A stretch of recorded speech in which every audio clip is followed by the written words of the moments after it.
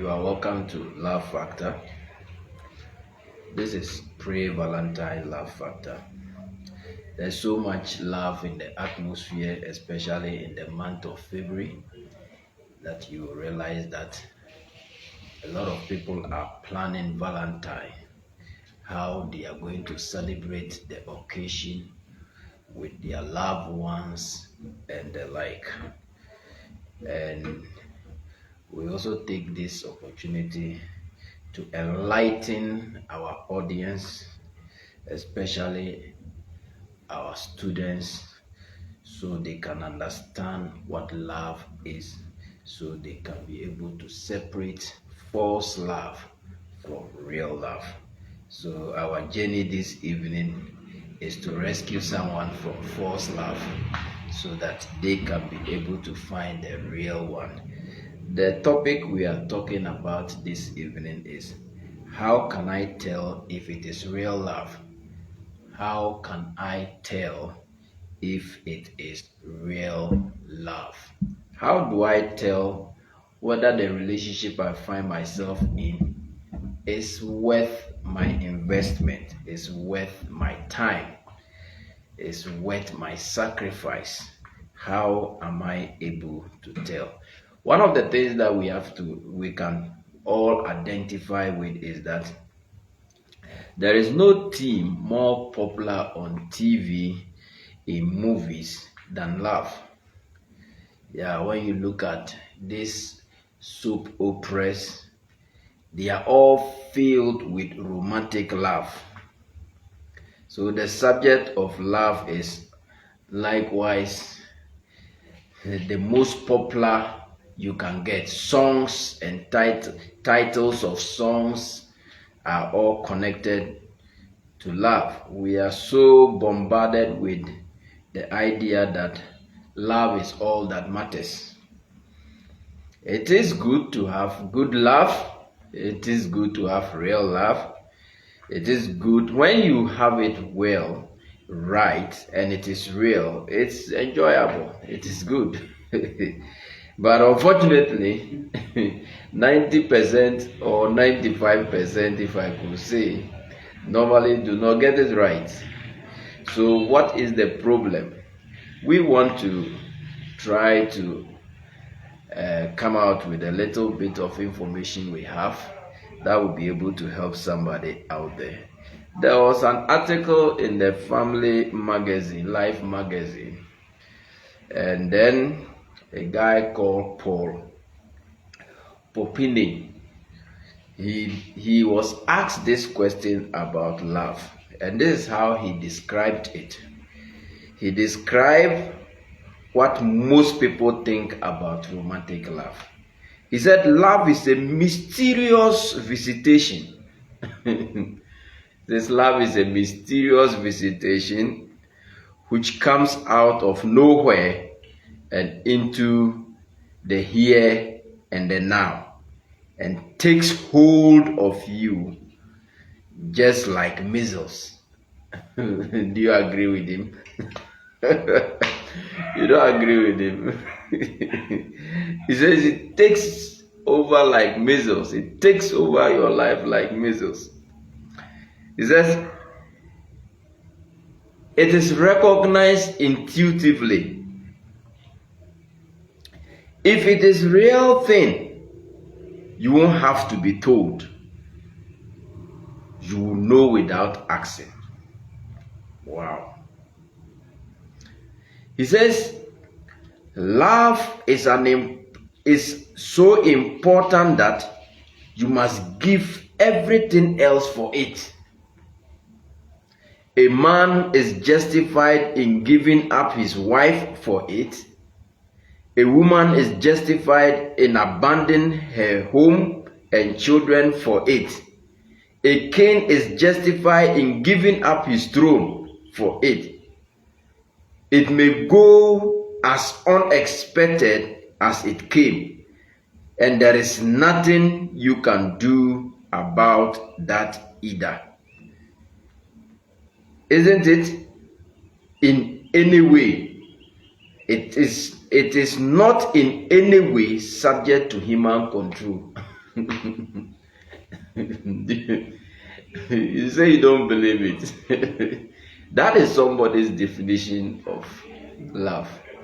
Yeah, that's somebody's definition of love. That is not real love. If it takes hold of you and you lose control, you lose balance, and you can't be yourself, then definitely something is wrong. That is infatuation. It is only infatuation that can come unnoticed and leave just like that. It's infatuation that can take that kind of a form. But real love is unselfish.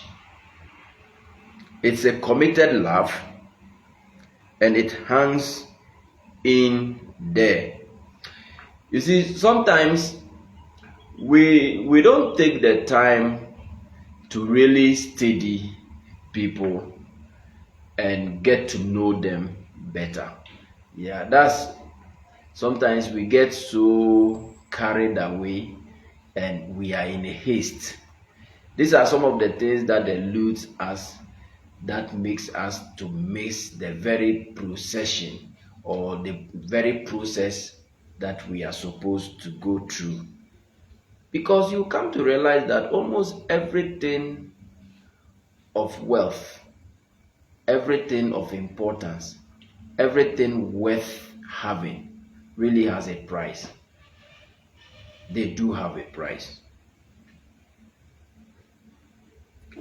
Like I said, you may wonder why it is so important that you need to know the differences between what real love is and what infatuated love is. It's very important. The reason is this: knowing the difference can help you from making a lifetime mistake. If you know the difference between real love, a good one, when a bad one is within your space, you'll be able to identify it. I heard of a story that those that are trained to detect counterfeit notes, many times they are trained with the very good one, so that when they master the original, they can easily be able to pick a fake one when they see it. Because when you master everything about the original, any act of fakeness is exposed when you see it. It becomes very vivid when you see it. So many times, if you know what the real one is, it is easier for you to pick the fake one when you meet it.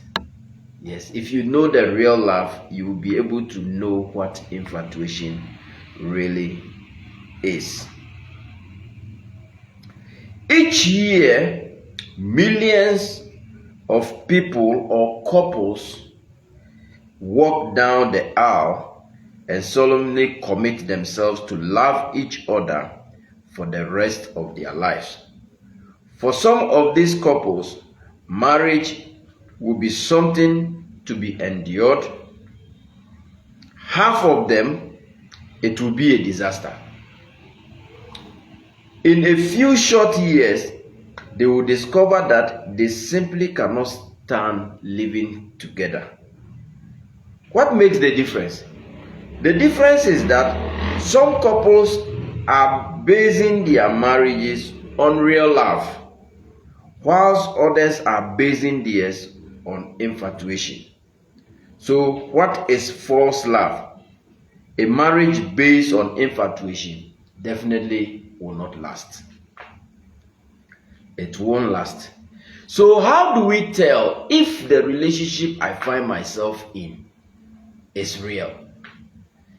I may be dating, you may be dating somebody for 5 years, you may date somebody for 2 years, you may date somebody for 3 years, How do you tell if this thing is really real? How do you tell?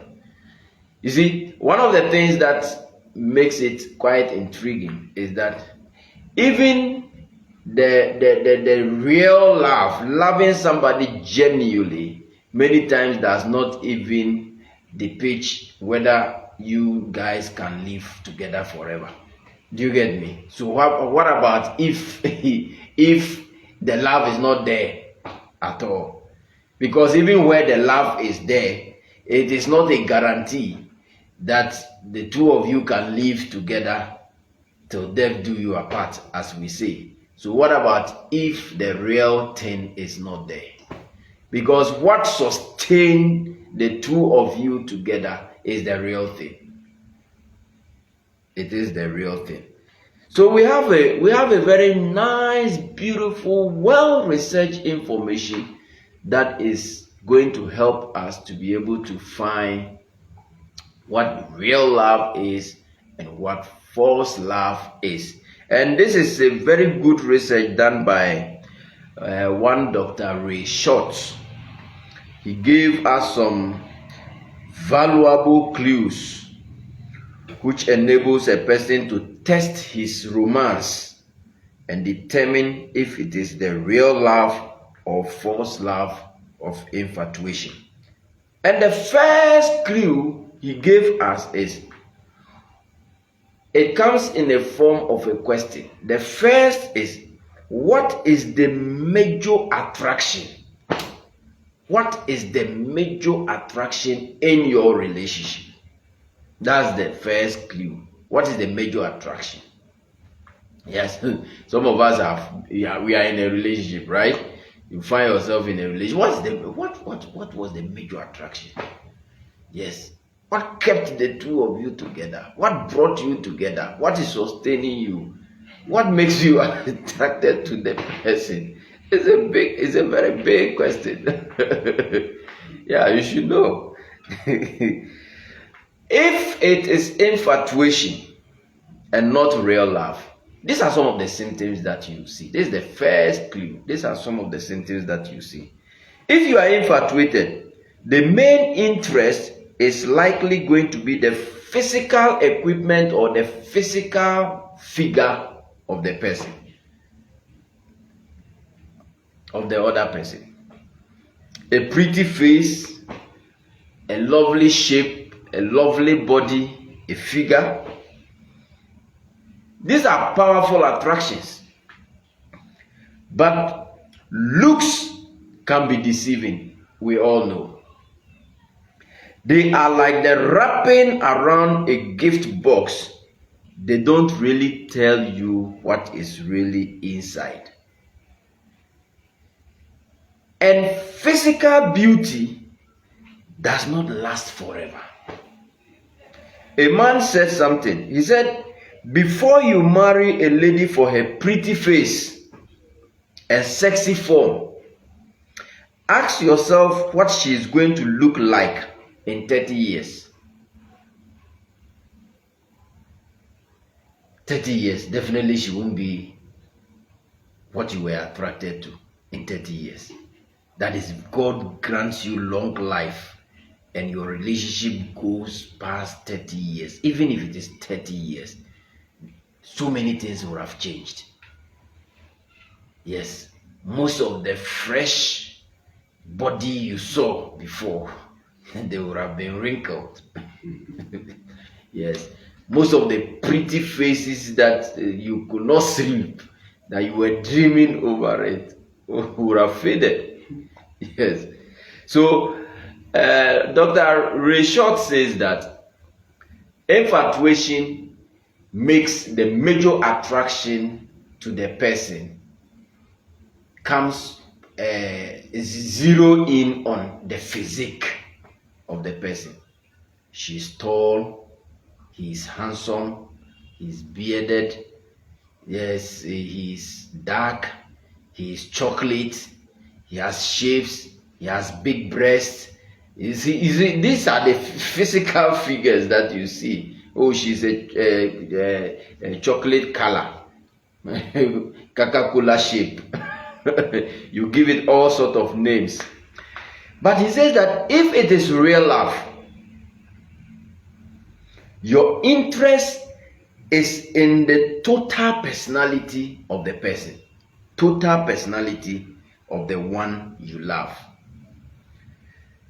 To be sure, there is a thrilling element of physical attraction, but it is also one of many things about the person that attracts you. So infatuation zeroes in on the physical. Yes, on the physical physique of the person.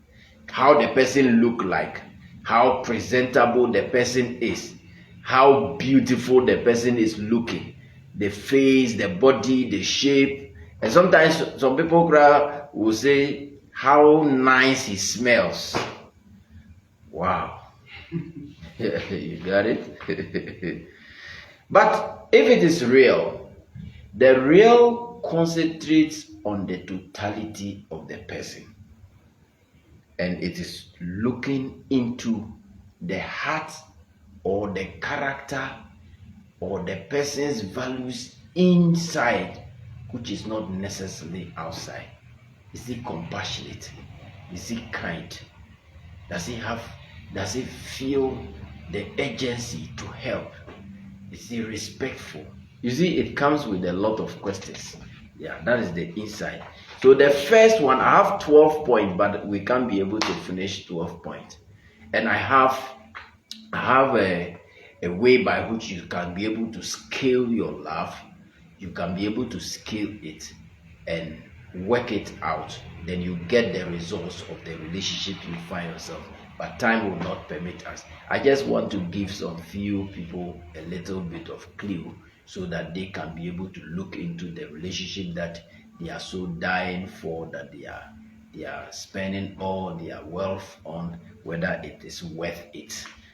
The second clue that Dr. Ray gave is that he said, how many things about the person attract you? How many things about the person attract you? So the first question is, what are the major attractions? And the second question is, how many things about that person attracts you? If it is infatuation, the things that attract you are usually very few in number. Very, very few. The things that attract you are usually very few in number, but they can be very appealing.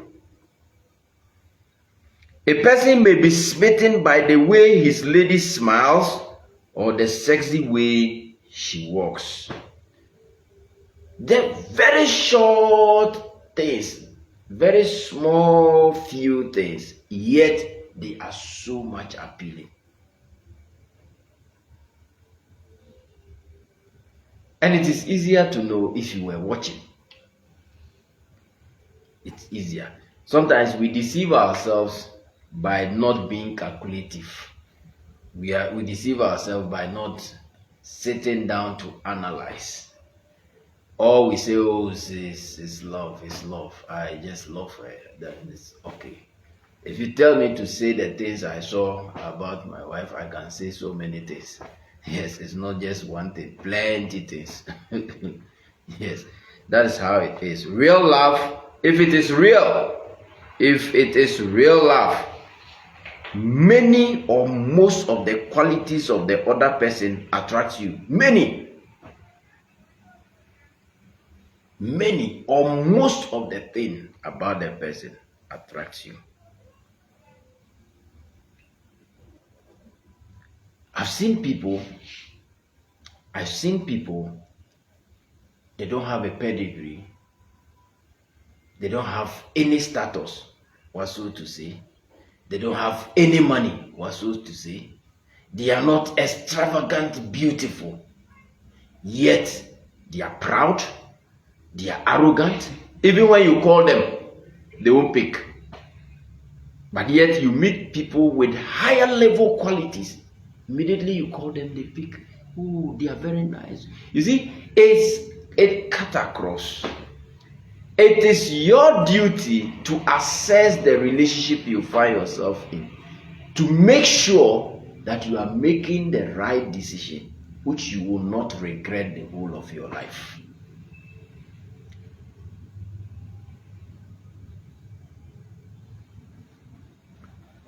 If it is real love, each of the qualities you see in the person, each of us has a multitude of character traits, attitudes, and opinions. So now we have character, we have attitude, we have opinion, and everybody has one. How many of these have you observed in the other person, and how many do you find attractive? This is important because when the initial excitement of being married wears off, you need a lot of common interest to keep your marriage alive and well. So, how many of the qualities of the person's character, how many of the qualities of the person's attitudes, how many of the qualities of the person's opinion do you find attractive? Because there should be something that will keep the two of you together. When all the physical appealing beauty fades off, there's a place working with an individual that you come to, that physical ability cannot sustain the two of you going together. So how many of the qualities? What can hold you together? What character can bring you people together even when all the physical body is fizzled out? Normally I used to say something like, if you claim you love somebody because they are tall, okay? Because the person is tall, or the person is like this, we are not praying that something evil should happen when you marry, okay? But when you marry, one can get an accident and can lose his leg, right? In that case, what happens to? If you love somebody because he has money, he's driving a BMW, what about if in the next 10 years the business spoils, okay? It doesn't hold, and he loses the BMW and he loses the money. What else can sustain that kind of a relationship?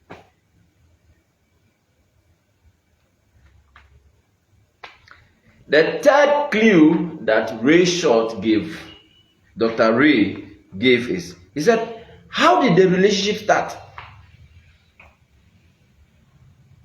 The third question, how did the relationship start? How did you people start off? How did it begin?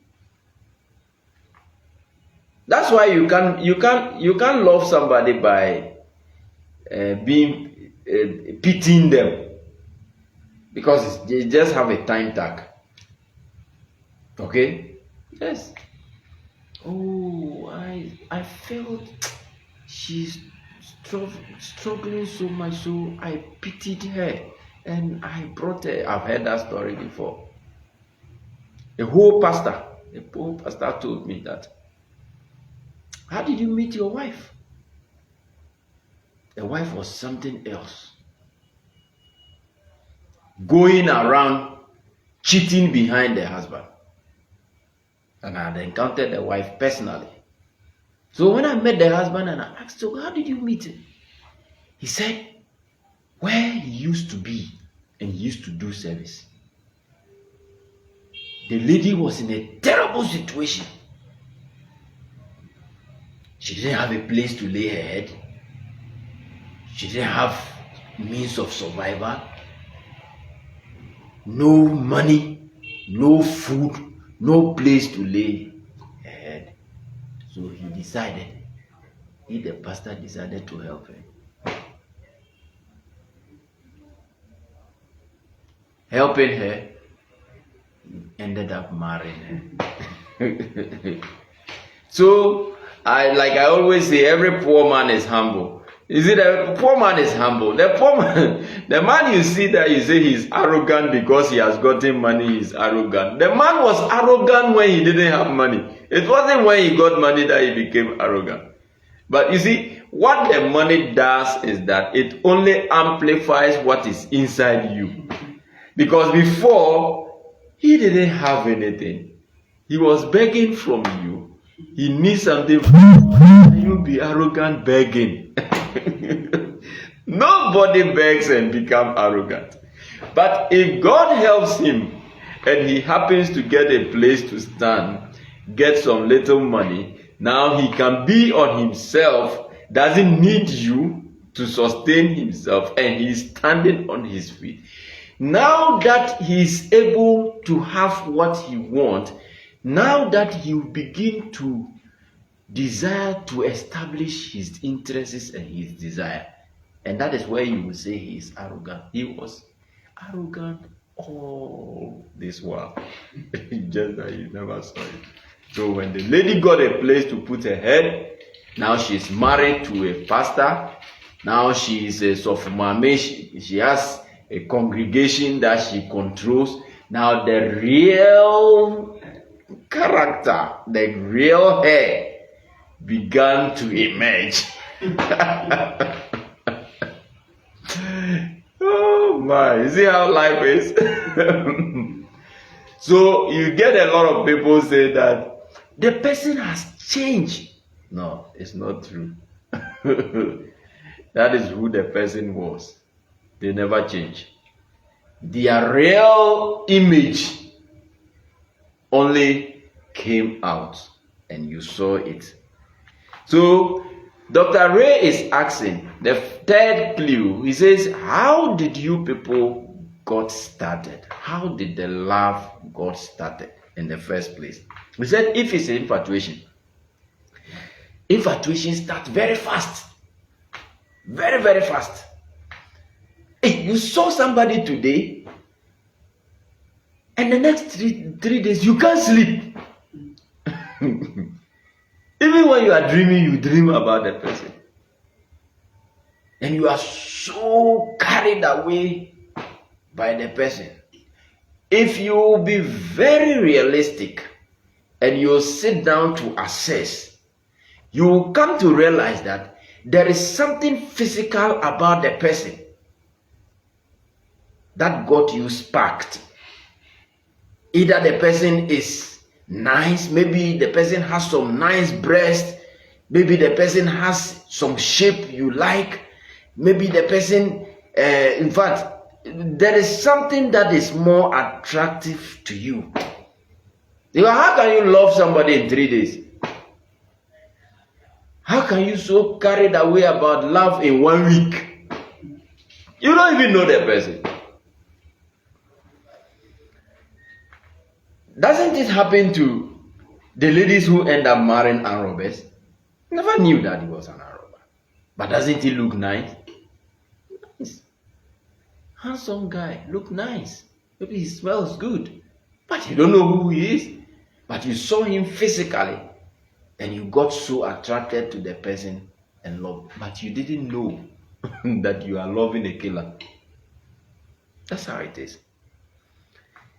Dr. Ray said that it is only infatuation that starts fast.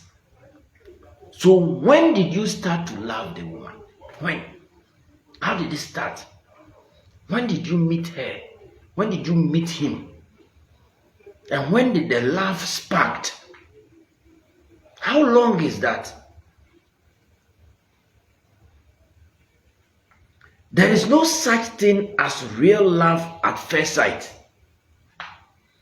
But there can be infatuation at first sight. Like the love songs that says that the eye of the lovers meet across a crowded room. Light flashes and they just know that they are meant for each other. Actually, They don't know anything except they have made a good first impression on each other. Because you can never know somebody just by meeting them. Yes. Sometimes those that are spiritual can, by virtue of the abilities of the Holy Spirit, can be able to get to know people. Yes. But even that, you can't know the totality of a person meeting them firsthand. Yes. Because even God does not reveal everything about a person to you on spot. Even you that God is dealing with, He doesn't reveal everything to you on spot. It is always step by step by step. If it is real love, this is what Dr. Ray says. If it is real love always starts slowly. Sometimes you begin to wonder, say, that's the way they on your be an pen. So what they are there. Yeah, I've known, we just say minimum. I've known her for a very long time. So what they are there. Because there was nothing that, do you get it? There was nothing. Maybe the person was not even your spec. There's nothing that. But over a long period of time, before you begin to realize that you are developing something is clicking for that person, you will come to realize that you have studied the person over a long period of time, and there are some qualities. Do you get it? There are some qualities, some good character, good behavior, good attitude. Then you are beginning to wonder, say, this person is that unique. I don't know. I didn't really know. But when you compare to many people, you come to realize that she's exceptional. So when you see that small spark is beginning to come, it is because you have had the privilege to understudy the person for a very long time, and you have picked massive good qualities in that person.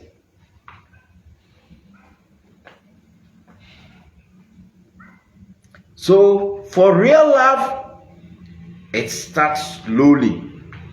It can't be any other way. You have to know a person before you can truly love that person. And it takes time, a lot of time, to really know someone. A long courtship is far better than a short one. 1 year is better than 6 months. 2 years is better than 1 year, right? Yes.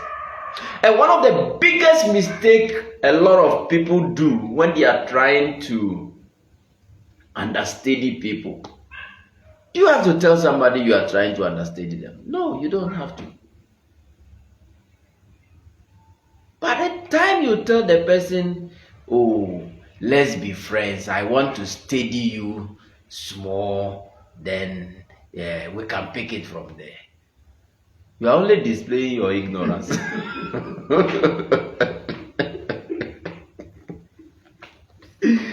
You are telling the whole world who you are.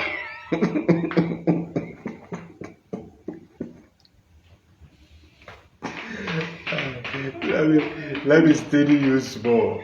Who will you tell that you are studying them?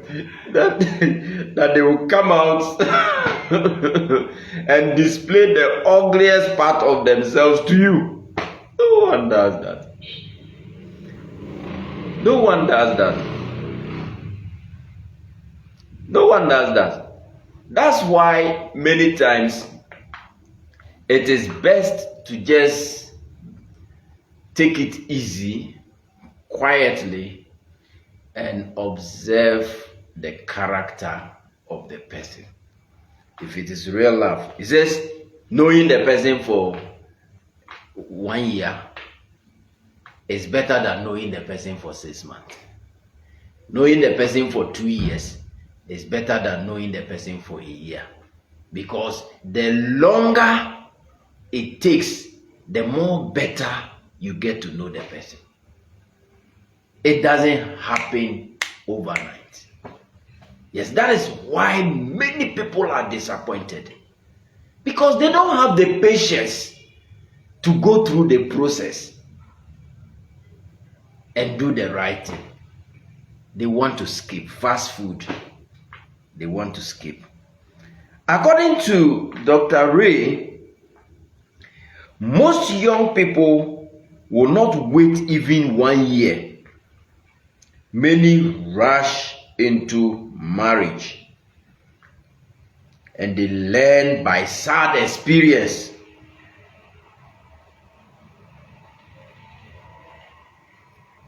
Of the old saying, marry in a haste, repent in leisure.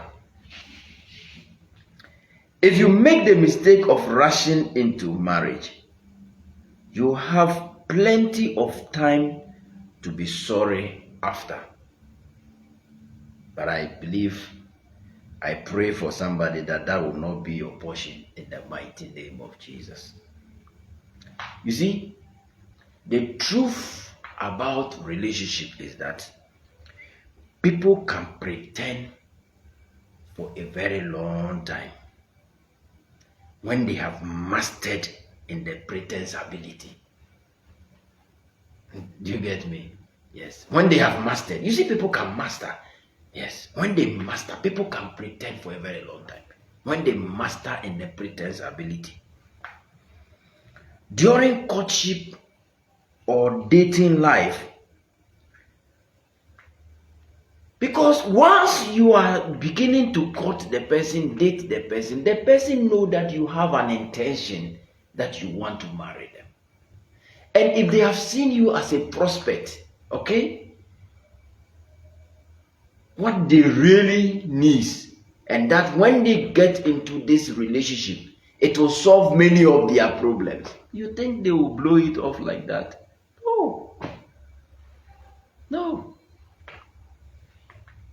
No. That's why I've always come out. That's why I've always come out with a very good strategy. I've taught students for a very long time. We used to do spicing your relationship, but then we turn it into laugh. I've taught students for a very long time. First, become a friend to the person. Don't promise the person. Don't tell the person, I'll marry you. I want to be your friend. Okay? When you tell them you want to be their friend, they are expecting the next minute that you will propose. So let's say you go 3 months without proposing. You go 6 months without proposing. Now they begin to categorize you into normal platonic friendship. And when it gets into that zone, normal platonic friendship, when it gets to that zone, now they begin to act, because there is nothing at stake. They begin to act normally who they are.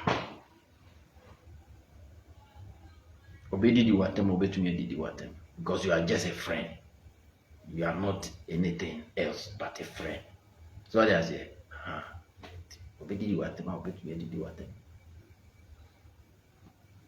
and once they realize that you are not even making steps to propose, they assume that you only came for friendship. So now their own character, who they really are, begin to emerge. I was a friend to a lady for almost over 2 years. She didn't know who I was. She never knew I was a pastor. She didn't know who really I was. I never proposed to her. We were just friends for about 2 years. My name is Joe, and she had another friend who is also called Joe. So Joe. I'm Jonathan, and the friend is, Josephine. Do you get it? Yes, so the name has been stored on her phone, Jojo. So a male friend from the UK called her, looking for the Josephine's number, and she mistakenly, okay, gave the friend my number. So I was there, then the friend called, a male guy called. Good evening. I said, good evening. I picked it up. He said, good evening. Say, am I talking to Joe? I said, yeah, you're talking to Joe. Josephine? I said, no, I'm not Josephine. I'm Joe. He said, yeah. He said, Joe. So, okay. Do you know somebody mentioned the lady's name? I said, yeah, I know her. I said, oh. He said, you sound very unique in a way. Please, can I know what you do? I said, what's the problem? He said, we are no guys, I just want to know what you do. I said, I'm a pastor. So, oh, that's why. There's something about you. See? That's why I wanted to know. Wow, that's great. Then we started talking. They said, there's a friend to this lady, and he was wanting to talk to another friend called Josephine. So the number she sent, this. Then he said, oh, when he comes to Ghana, you come and look for me and the like. And so when he finished with me, now you call the lady. Say, you gave me a pastor's number. I said, which pastor? I didn't give you any pastor's number because she doesn't know. He didn't give you any pastor. He said, check the number you gave her. Oh, so when she checked, he said, that's my friend Joe. But he's not a pastor. He said, you don't know the person you are working with. He's a pastor. So it was even getting late, but the lady still called. He said, can I ask you a question? I said, yes. He said, are you a pastor? I said, yes, I'm a pastor. She was on the phone. Hello? I said, yes, I'm here. Hey, is that how you are? Let me say, how am I? He said, then I believe there are so many things that I do that you don't like. For all these years, you never told me that you are a pastor. I don't. So who am I?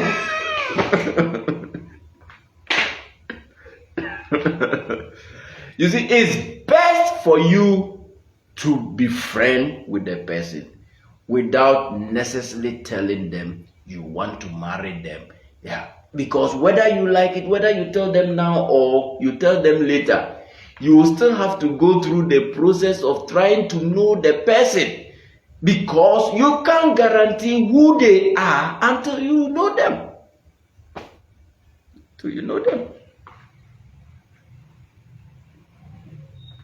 So according to Dr. Ray, it is good for the relationship to start slowly and early. You meet somebody, the person looks a prospect. It's good to make friends with them and let the relationship start.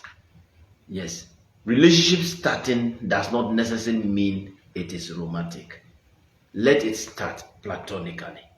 Then occasions like this, very beautiful occasions, you can at least once a while take them out like friends, invite them to parties and those things. Then you are beginning to know them. One of my team members, I knew the team member well because he lives with me. I knew that when they get excited and in a party, he can get carried away. So we had a party in our mission, and by the time I saw him dancing and hanging around some women and beginning to behave, I just called him outside. I said, hey, begin to behave. I know you that what the practice is here yet to me. So be very, very careful, because there are a lot of people here. Don't come and disgrace yourself here because you are overly excited. You see, you get to know people when they have been around for a while.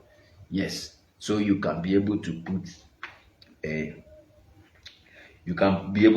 finger on them, especially when you are coming to see who they really are. And one of the cautions that is always helpful is that immoral act, making love during courtship, will always blind you from seeing or identifying red flags. So when God says that don't fornicate, isn't that God is trying to stop you from doing something you feel you want? God is only trying to help you to stay off so that you can be safe. Then you will know what. I used to use an example like this. When we say when you are dating somebody, you shouldn't sleep with them. Wait, when the time is up, you go through counseling, go through the process. Okay, let's say you started sleeping with the person. You never went through counseling. Now you want to marry. Then you go through counseling. You see that when you go through counseling, the first, me for instance, when I'm taking you through counseling, the first 2 sessions, I'll give you a letter with a stamp on it. Official letter, you go to the hospital to do tests. Because in my counseling, I do very few counseling. I only counsel our coordinators who are working for our mission. I don't have time to counsel everybody. I take time to train them. I take time to counsel them and take them through proper counseling for the sake of what we are doing. My coordinators are the only people that I get time to take them through counseling for marriage. But you see, let's say when the letter is given to you and you go, you have known the person for 2 years. Now you go, you've been sleeping with the person. Now when you go for the test and it comes out the person is HIV positive, who did you do? You did yourself. Because if you had not touched the person and the time is up, you are going to marry, and I give you letter and you go to the hospital, it's official. They won't let you know the results. Now it comes to me, then I open. Then I realize that the person is carrying infections, the person is HIV, the person is this. Then that means I would have saved you, right? Yes. So when God says, do not start sleeping with the person, God is trying to save you. Because you can't be all-knowing. You might not even know what you are going into. So some of these things are safeguards. You don't know the person, you don't know their lifestyle, you don't know the baggage they are bringing, you don't know who they have slept with. Okay, you don't know how many people normally they say body count. You don't know the body count, then you just go and add up. Maybe you are the next 150th person, or you are the next 100th person. You have no idea what you are adding yourself to. So it is just safety. It's safety for you. Nobody is stopping you from anything, but everybody is trying to help you so that you can stay safe. I don't think it's a bad advice at all. So question number 4, according to Dr. Ray, how consistent is your interest? How consistent is your interest? I think we can do 6. Yeah, we have 12 way of checking whether it is real love, but we can only do 6. Apart from the 12 principles of checking, we still have a format that helps you to decode and check and get the results of the relation.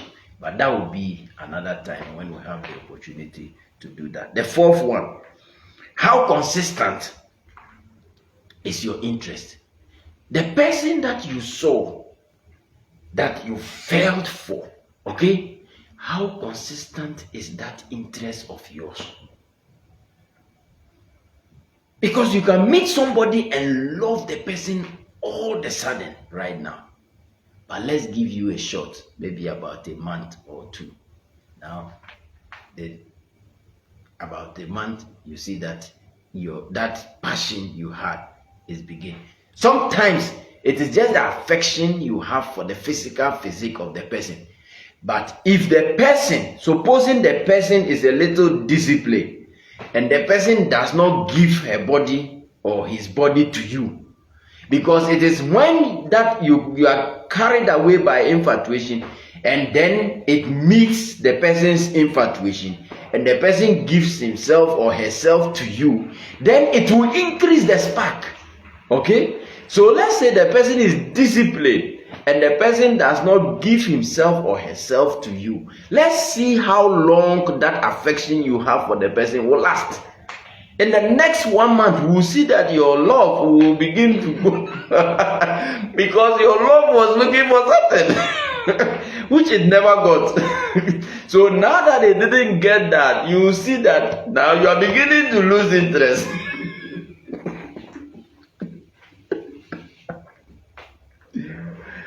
You see, so we are scrutinizing your love to be sure whether this love is really genuine.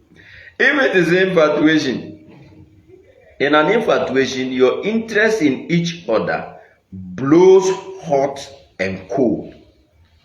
One reason for this is that your interest grew so fast that the roots are shallow. Your whole relationship is shallow. That is according to Dr. Ray's research. Okay? Says the reason is that there was no strong root for your relationship. It blew hot one time and cold another time. But I've also given you practical version of it, because when the person's passion, the spark, is waiting for the spark of the other person, but it does not happen, that one will also draw the person's interest away.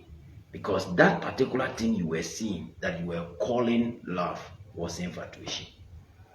Because if it is real love, the real love, in real love, your feelings are likely to be warm and tender instead of hot and cold. Warm and tender. If it is real love, you will see that you are beginning to develop an affection for the person, but your mind, okay, your reasoning, your senses are actively at work. You are not sleeping. You are not blinded. All along, you are judging the situation. Do you get it? You are judging the situation. If it is real love. And if it is real love, they are most consistent.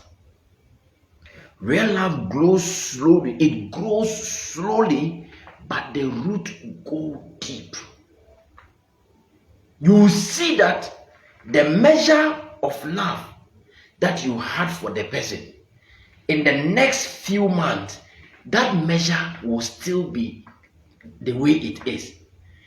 The way you have seen the person, the way you have judged the person, the way you have assessed the person's attitude, beliefs, opinions, attitudes, character, you will see that it is the same. The reason why your love is maintained is because the true nature of the person is what you are seeing. So the person is not changing. That is who the person is. So you will see that your love will also stay where it is. And the more the person is bringing out more good qualities, you see that the love is growing. But it grows at a pace. It just does not rise from 0 to 100. Gradually. 0, 1, 2, 3, 4. And you will come to realize that they are moving at a specific pace. That is love. That's the real love. 5. How does it affect your personality? How does it affect your personality? If it is infatuation, infatuation has a disorganizing effect upon your personality. It makes you less efficient and less responsible. Your romantic feelings are in control and you walk around daydreaming.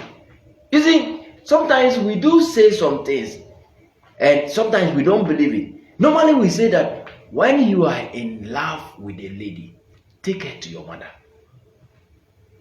Do you get me? Yeah.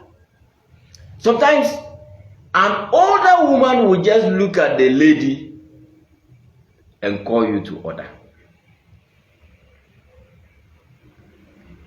But if you are young, Oh, she's Goku, she's Kolo. She doesn't know what she's talking about. This Gen Z era, this is the modern. Yeah, they are almost 84. Onim do oka. Hagewe. Oh, nimuno. Mena minimuno. You see, it is easier to be carried away if it is infatuation. Easier. You see that the feelings are in control and you walk around daydreaming. The lady who says, I know he has his fault, but nothing really matters except the love which we have for each other, is infatuated. If she marries him, she will find out in time that those other things do matter. Oh, he loves me, he loves me. Forget about his mistakes, forget about his errors. In fact, he's a human being. Everybody does mistake anyway. Yes, he's not an angel. Everybody does mistakes. But there are mistakes and there are mistakes. There are mistakes that can lead you to death. There are mistakes that may not lead you to death. So they are not the same. So when we come to that conclusion, many times we are infatuated. If it is real love, if the love is real, the one you love will bring out your best qualities. Do you get me? Yes, if it is infatuation, you try to defend their bad characters. Do you get me?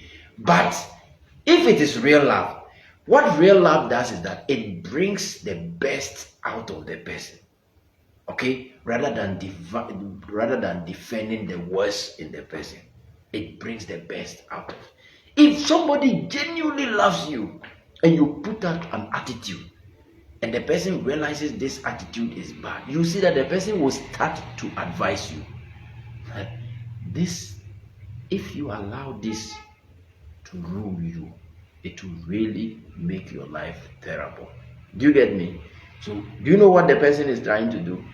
They are trying to bring the best version of yourself on board, so that you come to your senses to realize that this is an error, this is a mistake you have to correct. So real love brings the best quality of the person out, whilst infatuation defends the worst and the bad character of the person. You see the difference?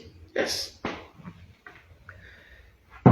So in real love, it brings out the best qualities and make you want to be a better person and follow and if a fellow who really is in love, said of his lady, I love her not only because she's so wonderful, but because she's such an encouragement to me to be the right kind of a person. So if we say that, if we ask the question, how does it affect you, your personality? How does the relationship you find yourself in affect your personality? What is the testimony you are going to give us about the relationship you have found yourself in?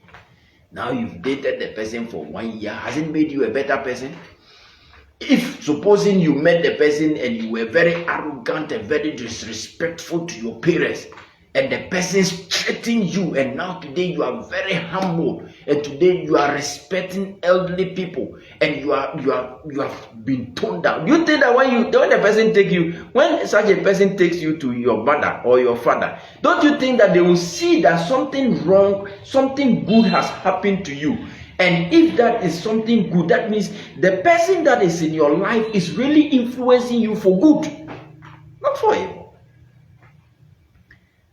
You see, there is an adage, show me your friend and I'll show you your character. Yes.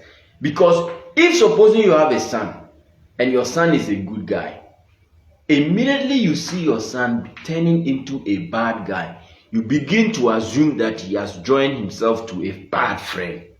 That's it.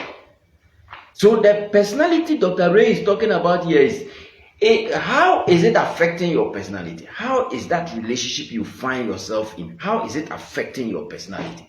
Is it defending you, the worst part of your nature, or it is helping to bring the best of your qualities out, the difference is clear. If it's a bad relationship, you don't need me to tell you. By this explanation I'm giving you, when you sit down and you assess the relationship, you yourself, you know whether it is a good relationship. If you take the 5 points that I've given you, you'll be able to know whether it is a good one or it is a bad one. And the 6th one, that we come to a close because of our time. Yeah. How do you see each other? How do you see each other? How? If it is infatuation, in information, your whole universe revolves around the other person. Other relationships don't seem at all important to you. You tend to neglect your family and friends, and especially spiritually and elderly people who speak into your life, probably because they saw a red flag and attempted to silence you, alert you. Your romantic infatuation becomes the most important thing in your life. It can become the only thing that really matters to you. You think you are justified in doing anything for this wonderful love, and that has come into your life. As we have said earlier, most infatuation does not last, but the wrong things you do when you are infatuated will have life consequences all throughout. So the question is, if it is infatuation, you come to realize that your whole life revolves around the person. You see, there are some people who don't like you to talk anything negative about the people they are dating. Even if it is obvious, they are refusing to see. That means the person is carried away by infatuation.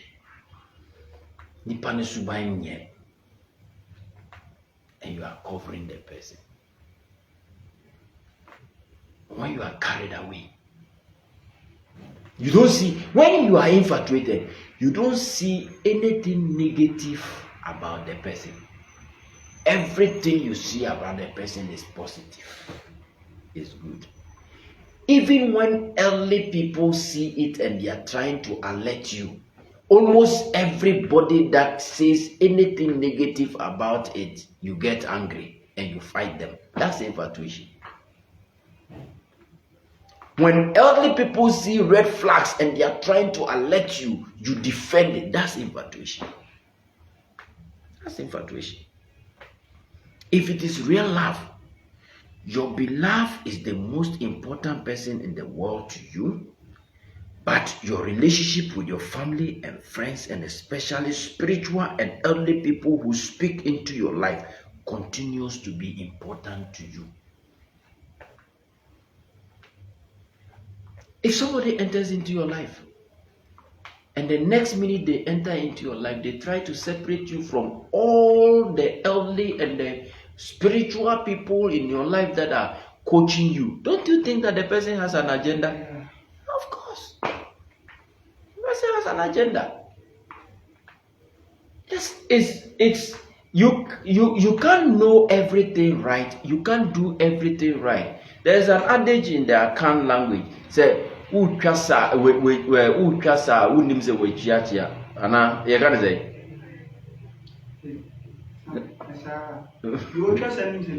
Aha. Do ochasa enimse nechiachia. You see? Yes, because when you are going, you don't see what is at your back.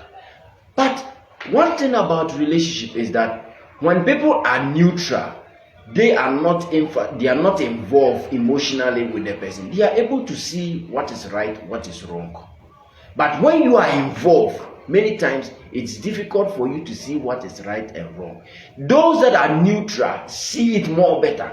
So whenever you get personal, you get angry when elderly people around you, good friends around you, giving you signals and alerting you on red flags, and that means you are infatuated. The person that is in real love loves the person they are loving, all right, but they also hold dear important the people that are coaching them. They bring them all on board. They bring them all on board. So the question, that is the SIF one. We are done with the SIF one. So these are the questions that you ask in order to ascertain whether it is real love or not. A very good research work by Dr. Ray Short. He says first question is that what is the major attraction? What is the major attraction? Is it about the physique or is it about character, attitudes, and opinions? That's the difference. The second question, he says, how many things about that person is attractive to you or attracts you? How many things? Is it few but appealing, or is it many? If it is few and appealing, that's infatuation. But there are many and they are on point. Is the question. The third question is, how did the relationship start? How did it start? Did it run from 0 degrees to 100 degrees on the spot? Then you should know that there is a red flag. Yes, because every real love starts very slowly. And they don't go hot and cold. They are systematic. Why? Because by the time it starts generating, it is because it is founded on something. The person's character. You see, what is making the love come is the person's good behavior, good character, good attitude, good opinions. So you see that it will be stable and to go step by step on a pace. Then the fourth one, how consistent is your interest? How consistent is your interest? Does your interest blow hot and cold at the same time? Does it go up and come down? How consistent is it? The fifth question is, how does it affect your personality? How does it affect your personality? Yourself in that relationship. Is it disorganizing effect upon your personality? And is it that it is controlling everything that you are doing? Then there is something wrong with it. If it is real love, you'll be definitely normal. Yes, you won't get carried away and daydream. Then the last one, the SIF one that we can do for today, how do you see each other? How do you see each other? Especially playing the reference of the elderly people that find themselves in your life. How are they? How do you see them? How do you see them? If it's infatuation, you see that you surround yourself only with the person. Then you neglect families and friends and good friends who can see anything about it and say. But if it is real love, you maintain all those good friends. Whilst you are loving the person, you maintain all the good friends and you equally uphold all of them together. You don't lose your sense. Sometimes when you say, oh, to hell with my parents, you see some people can just, they can cut everybody out, then carry themselves and go and marry. Sometimes they feel like, nothing will ever happen. Many times, some of these kind of attitudes never go far. Sometimes it won't even cross 3 years. Now, problems upon problems upon problems upon problems. We are not made to live in isolation. That's why God has put certain people in our lives. Yeah, there are certain people in our lives who help us to live this life better. So the question I'm asking is, even though I've given you 6 points, the question I'm asking is, use this 6 points to assess so that you can tell it for yourself whether what you are experiencing is real love or infatuation, so that you avoid the error of making a lifelong mistake which will come back to bite you.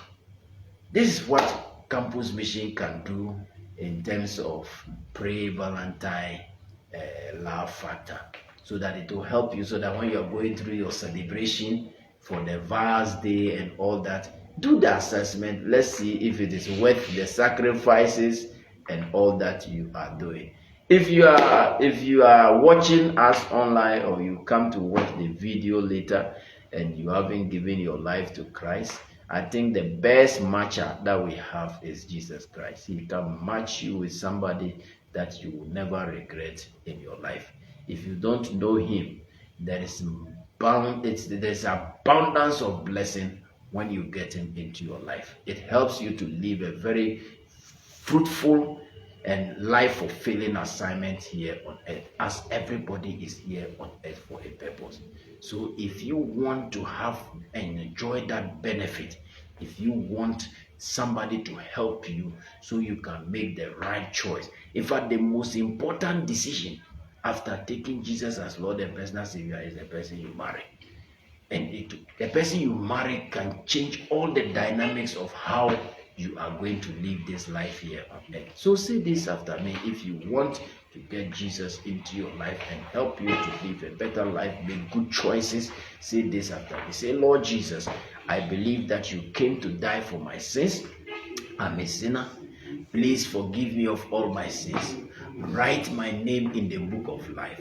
Become the Lord and Master of my life from today forward. Thank you, Jesus, for saving my soul. If you have questions, please send it on the platform, because we won't have enough. We don't want the video to be too big. If I send it on our platform, we'll answer it for you. Yes, and you have a question, then maybe you can also answer that later. But for now, this is Campus Mission, raising world-class leaders, making destiny fulfilling. We wish you an upcoming Valentine, so that you can be able to enjoy a very good celebration. God bless you.